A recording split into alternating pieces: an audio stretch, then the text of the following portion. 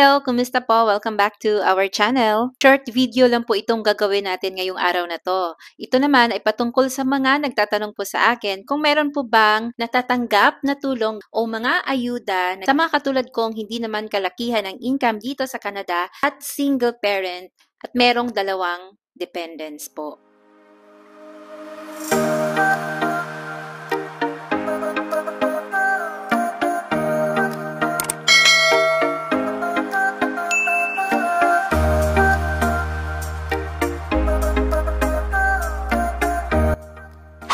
Pero bago ko po sisimulan ay nais ko po munang banggitin na hindi ko po alam kung paano po kinumpute ito. Tanging taga CRA lamang ang nakakaalam kung paano at kung ano-ano po ang mga babasihan para maging eligible dito. Nag-file po ako ng aking income tax at meron po akong dalawang dependents at hindi naman po kalakihan ang aking income.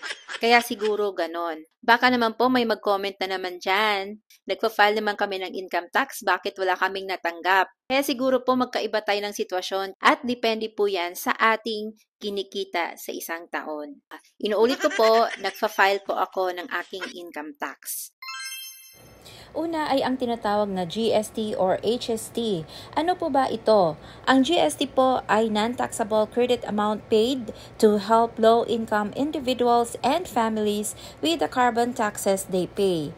Para ma-qualify dito, ang adjusted net family income must be below a certain threshold and depending on your marital status and how many children you have.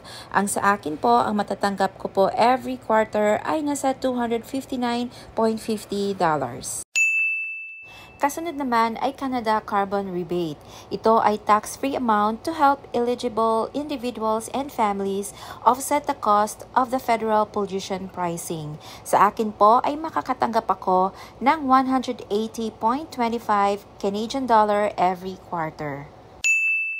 Next po ay ang tinatawag na Advanced Canada Workers Benefit. Ito po ay government initiative to provide financial aid to low-income workers. Ang matatanggap ko po quarterly ay 105.97 Canadian dollars.